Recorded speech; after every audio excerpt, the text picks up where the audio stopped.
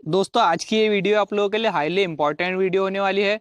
Because आज आप लोग सीखने वाले हैं step by step chart analysis.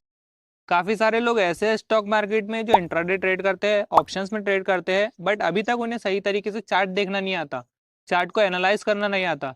Even कुछ लोग तो ऐसे भी है जो चार्ट देखते हैं तो उन्हें समझ ही नहीं आता कि एक्चुअल में चार्ट में देखे क्या, चार्ट को एनालाइज किस तरीके से करे, स्टार्ट कहाँ से करे। इस वीडियो को देखने के बाद आपके सारे डाउट क्लियर हो जाएंगे। इनफैक्ट आप अपनी ट्रेडिंग स्किल को काफ़ी हद तक इम्प्रूव कर पाएंगे। तो चलिए दोस्तों वीडियो को शुरू करते हैं। जब भी आप किसी चार्ट को देखते हैं, चाहे वो किसी स्टॉक का चार्ट हो, कमोडिटी का चार्ट हो या करेंसी का चार्ट हो, कोई भी चार्ट हो, तो उसके अंदर कुछ चीज़ें ऐसी होती है जो स्टैंडर्ड है, जो आपको देखनी ही देखनी है। तो उसमें सबसे पहला आता है हमारा ट्रेंड, कि वो चार्ट एक्चुअली किस ट्रेंड में चल रहा है। अब आपको पता होगा ट्रेंड तीन तरीके के होते हैं। Number one is up trend, number two is down trend and number three is sideways trend. तो अगर वो चार्ट अप ट्रेंड में है तो आपको क्या करना है, अगर वो चार्ट डाउन ट्रेंड में है तो आपको क्या करना है, और अगर वो चार्ट साइडवेज ट्रेंड में है तो आपको क्या करना है। अगर वो चार्ट अप ट्रेंड में है तो आप सिर्फ और सिर्फ बाय करेंगे। अगर वो चार्ट डाउन ट्रेंड में है तो आप सिर्फ और सिर्फ सेल करेंगे। और अगर वो चार्ट साइडवेज ट्रेंड में है, यानी वो एक रेंज में फंसा हुआ है, कहीं नहीं जा रहा है, ऊपर नहीं जा रहा है, नीचे नहीं जा रहा है, तो उस वक्त आप काम ही नहीं करेंगे। आपको अपनी ज़िंदगी का एक डिसिप्लिन बनाना है कि आप साइडवेज ट्रेंड में काम ही नहीं करेंगे।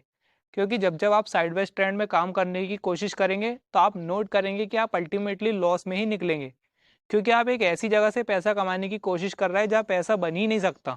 साइडवेज ट्रेंड में काम करने का सिर्फ एक ही तरीका है, वो भी जब आप ट्रेन हो जाते हैं, प्रोफेशनल हो जाते हैं तब, कि वो चार्ट रेंज की हायर साइड में आए तो आप उसे सेल कर देंगे, और जब वो चार्ट रेंज की लोअर साइड में जाए तो आप उसे बाय कर लेंगे। अब इसी से कनेक्ट सेकंड पॉइंट आता है हमारा मोमेंटम ऑफ द ट्रेंड। यानी अगर आपको कोई ट्रेड लेना है और अगर आपने उसका पहले ट्रेंड देख लिया है तो उसके बाद आपको देखना होता है उस ट्रेंड में मोमेंटम कितना है। यानी वो चार्ट कितनी स्पीड से ऊपर की तरफ जा रहा है या कितनी स्पीड से नीचे की तरफ जा रहा है। जैसा कि ये चार लाइनें आपको स्क्रीन पर नजर आ रही है, ये चारों ही लाइनें अब ट्रेंड में है, ये चारों ही लाइनें ऊपर की तरफ जा रही है। बट उसके अंदर जो सबसे ऊपर वाली लाइन है उसका मोमेंटम बहुत ही फास्ट है, और जो सबसे नीचे वाली लाइन है इसका मोमेंटम बहुत ही स्लो है। तो अगर आप ऐसे स्टॉक फाइंड आउट कर लेते हैं जिसके अंदर मोमेंटम बहुत ही अच्छा है, तो उस वक्त आप ज़्यादा प्रॉफिट भी बना पाएंगे और जल्द से जल्द प्रॉफिट बना पाएंगे। थर्ड पॉइंट है हमारा रिलेटिव स्ट्रेंथ। मतलब अगर आप किसी भी स्टॉक को लेना चाहते हैं तो आपको चेक करना है कि वो रिलेटिवली स्ट्रांग हो। रिलेटिवली स्ट्रांग का मतलब होता है कि आप जो भी स्टॉक को लेना चाहते हैं वो किसी ना किसी सेक्टर से तो ज़रूर जुड़ा होगा। तो आपको देखना यह है कि जब भी कभी इस स्टॉक में 2% का मुंह आता है तो इसी सेक्टर के दूसरे स्टॉक में कितने परसेंट का मुंह आता है। अगर ये स्टॉक 2% चलता है और उसी सेक्टर के दूसरे स्टॉक 5-5% चलते हैं तो आपको ज़रूरी नहीं है कि आप ये स्टॉक लेंगे, आप दूसरे भी तो स्टॉक ले सकते हैं। तो इसलिए आपको ऐसे स्टॉक लेने हैं जिसमें बड़ा मुंह आता है। रिलेटिव स्ट्रेंथ चेक करने के दो तरीके होते हैं, एक तो सेक्टर के कंपैरिजन में जैसा भी हमने देखा, और एक इंडेक्स के कंपैरिजन में। मतलब अगर निफ्टी में 2% का मुंह आता है और कोई स्टॉक 1 ही% चलता है तो आपको ऐसे स्टॉक अवॉइड करना है। आपको ऐसे स्टॉक ढूंढने हैं अगर निफ्टी में 2% का मुंह आता है तो वो स्टॉक 5% चले। इस तरीके से आप रिलेटिवली स्ट्रांग ढूंढ सकते हैं। फाइनल पॉइंट आता है अब हमारा रिस्क रिवॉर्ड रेशो। अगर आपने चार्ट में ट्रेंड देख लिया, उस ट्रेंड का मोमेंटम देख लिया, और अगर आपने रिलेटिव स्ट्रेंथ चेक कर लिया, तो उसके बाद आपको देखना होता है कि रिस्क रिवॉर्ड रेशो आपके फेवर में है या नहीं। इसके लिए आपको पता होना चाहिए उस चार्ट में सपोर्ट लेवल कहाँ कहाँ पर है और रजिस्टेंस लेवल कहाँ कहाँ पर है।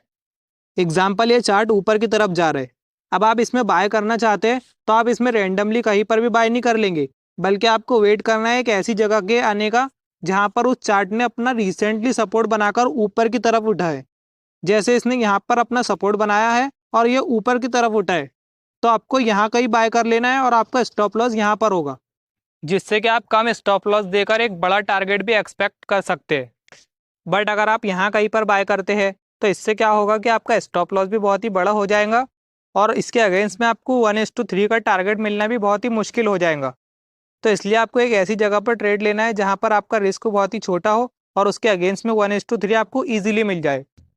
इस तरीके से अगर आप सेल भी करना चाहते हैं तो आपको देखना है कि उसमें रजिस्टेंस लेवल कहाँ कहाँ पर है, और जब वो चार्ट रिसेंट रजिस्टेंस बनाकर नीचे की तरफ ब्रेक डाउन करे तब आप उसे सेल करेंगे, और उस स्विंग के ऊपर आपका स्टॉप लॉस होगा।